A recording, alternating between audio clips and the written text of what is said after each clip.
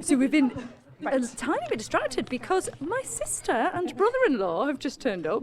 They're visiting from America and they've been listening to us on the radio talk about soda cake. Thank you very much, Joe Oversea. Lovely to see you. Thanks, Rachel. Nice to meet you. They heard us talking about soda cake, Beth, and so they've come along to see if they can sample some. Well, I think Which you've I got think it all is only stashed in fair. your bag, actually.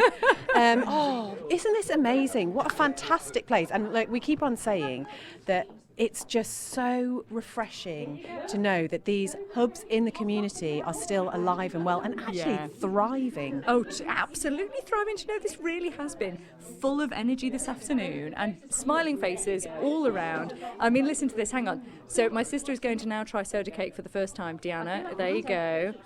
Okay. What do you think? Sweet, delicious. It crumbles. It's lovely. Does it remind you of growing up here?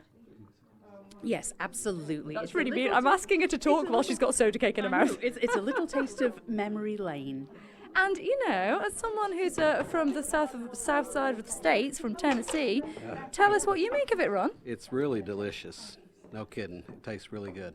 Oh, I love having that accent talk about soda cake. Absolutely brilliant. Love that. Oh, well, I feel very relaxed now. I've got my cup Beth's of tea got a cup here. of tea, so she's all happy. Cheryl's just delivering coffee to her, and you're a little star. I'll just have some water, please. Thank you very much. Do you know, we were just talking about the films before during the programme, and it was the Arts Council who provided support to get the big screen, which we can see from where we're standing, and we've got the sound bar as well. So what a space to do this. Do you know, it's lovely, and it's so bright and sunny to have the sun come beaming through these windows. It's just beautiful. It really is. Beryl, you seem like you need a bit more tea there. How are you doing? Have you enjoyed your time this afternoon? Yes, I have, thank you. Yeah, you must be so proud of this space, knowing that as a result of yourself and others coming together with the Friends of St James's, that's why this exists. Yes, I am. I think they've done very well. And everybody, helps and does things according to their ability, sort of thing, Mm-hmm. So. And what are some of your favourite memories from being in this space? What sort of really stands out to you? Well, I mean, the WI meet up here, and I belong to the Glenley WI, which is now the oldest one on the island. I don't think they've got so many members, but they're still carrying on at the moment. Then the whist drives, I always enjoy those, and the church services when I, come to them. The whole place and the friendliness of the place, that's the main thing, Oh, it really is friendly. Beryl, you were talking about whist and how younger people might not know how to play cards or play them as much as maybe you used to. How easy would it be for somebody to learn whist if they'd never played before? I think it would be quite easy. The main thing is to watch what other people are playing and try and guess what they've got in their hand. At first, when I first came here, there was a man that used to, well, play your ace. And I used to think, how does he know I've got an ace? That sounds like a game we need to learn, Christy. I think it does. I'm just going to interrupt Nikki. I'm sorry, you're just in the middle of a conversation, Nikki, but I just wanted to interrupt you because you said actually that Dalby has another claim to fame, you think, to do with car boots. Yes, we believe we were the first ones on the island to run a car boot sale. Really? There you go. So when do we think that was? It was probably about 26 years ago. Car boots. I wonder what would have been in the car boots at that time for sale. Wasn't that long ago? Sure. I think it was pretty much the same as it is pretty much now. It's sort of everybody clearing out their attics and their cellars. Nowadays, most of it, we have a little bric-a-brac stall in the corner here that a lot of the good stuff tends to go on. But a lady here, Meg Watterson, has the farm down just opposite Nearble down there, and she came up with the idea because she had a farmyard that just begged to be used for something, and she'd seen this idea from America of the car boot sale and said, well, it doesn't take much sort of work for us lot. Just charge people £5 for a car, and it just sold itself, and the rest is history, really. And now they happen all over the Isle of Man as a result of that. Boots and bonnigs and goodness knows what else. It's all happening here in Dalby. But you know what I'd really love now is to have a look downstairs, because we talked a lot about the Dalby Hub Hostel.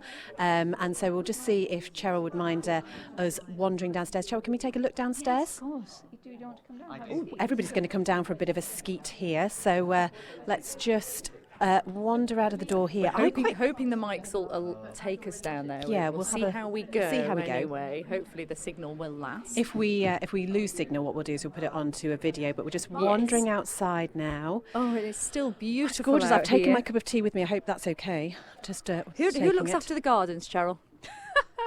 Well, I was told once it was a schoolyard and never would be a garden. So this is a little miracle of Dalby until the next gale comes in and then it's annihilated again.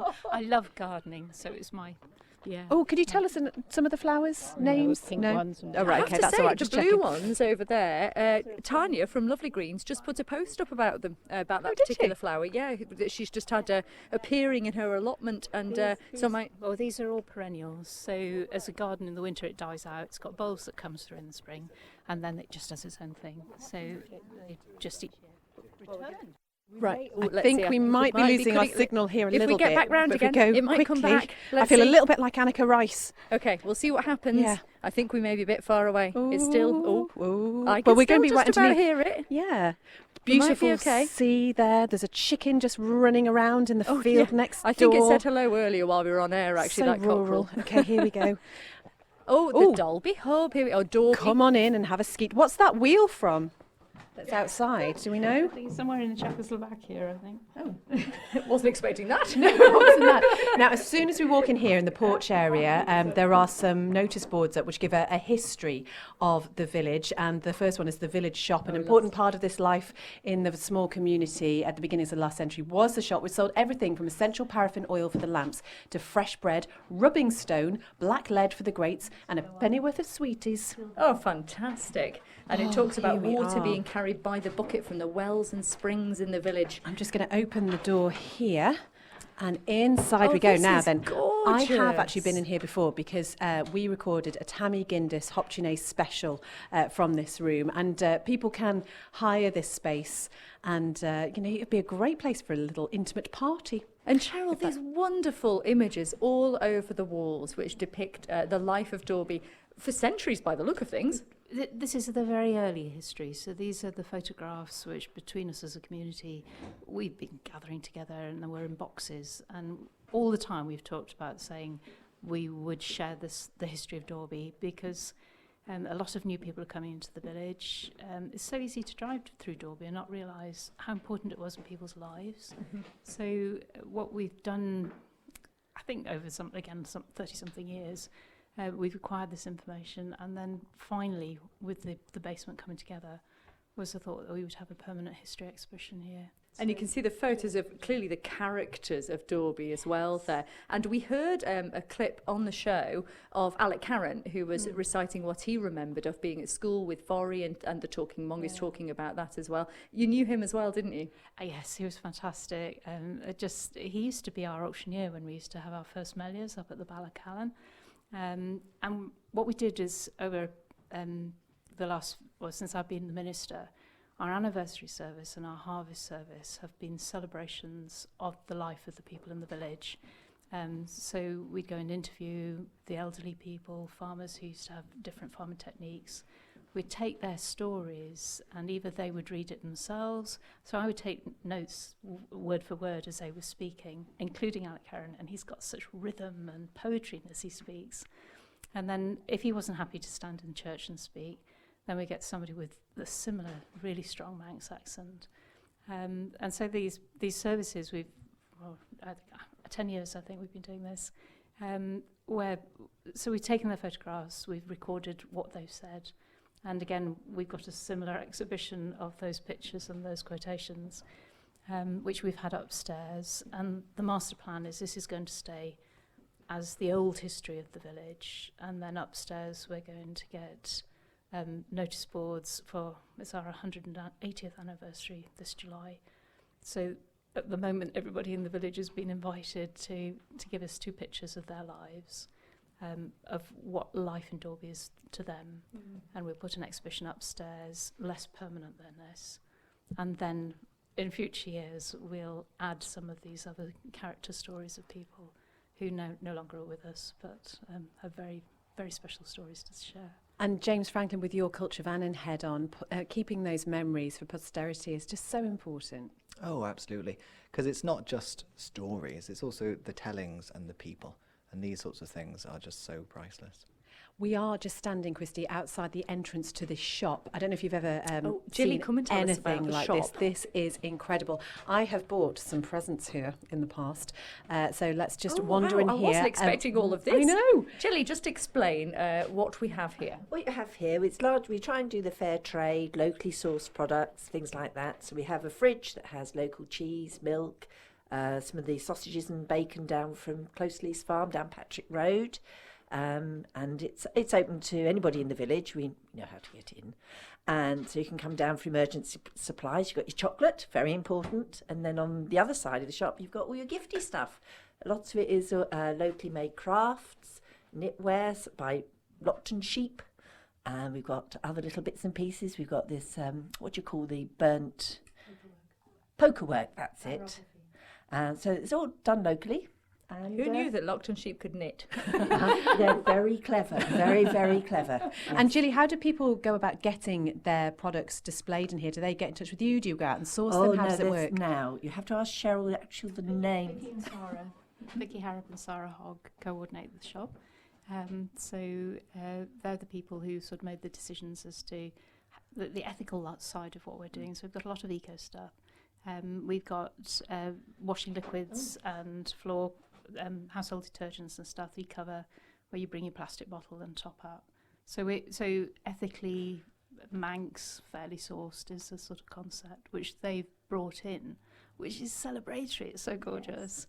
So the trade stuff the craft stuff, we're looking for things which are unique to Dalby, really. So we've got this lovely jeweller who displays work elsewhere on the island, but she's done a range especially for Dalby, the Dalby shop. And here is a slice of Dalby. The aforementioned Yes. cookbook, which apparently has all of the the secrets of soda cake as well in there. Do you know what? I've just had such a fabulous time. I really don't want to leave. And the good news is I don't have to, because I could actually sleep in here, Cheryl.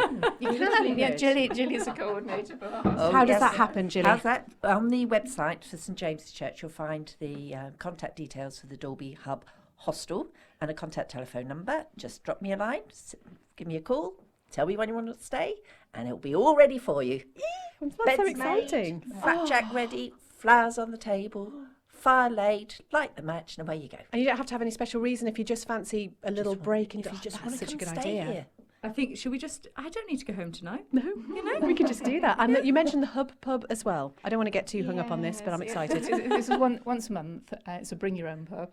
So it's a gathering, basically. And we've got a table tennis table. That's our new thing. So the Dalby Table Tennis Championships are about to begin. Do you know, I had no idea there was going to be quite so much going on here. It is such a wonderful space and such a wonderful group of people, and just, you know, we talk about community all the time, but this absolutely epitomises that. And do you know what else I really love, and just finishing with you here, Margie, is the connections to the past as well. I mean, you talked about your dad going to school here, just feeling that you're a part of something like that. Yeah, well, we've made so many friends since we've started the Friends of St James's. Everybody gets involved. I don't think there's hardly anybody in the village who's not aware of what goes on here. And we are just a happy community, really. Oh, well, thank you so much for letting us come and be a part of that this afternoon. It has been glorious, and I have to say it's been helped by the gorgeous weather. I bet it's always like this, Cheryl, isn't it? Always, yes. No wind in Dalby, of course. Of course not. Well, we very much look forward to coming back here and staying, I think, next time, Beth. Yeah, we can just make ourselves at home here in the hub. Don't talk about next time. I'm staying here now. See you later. Bye.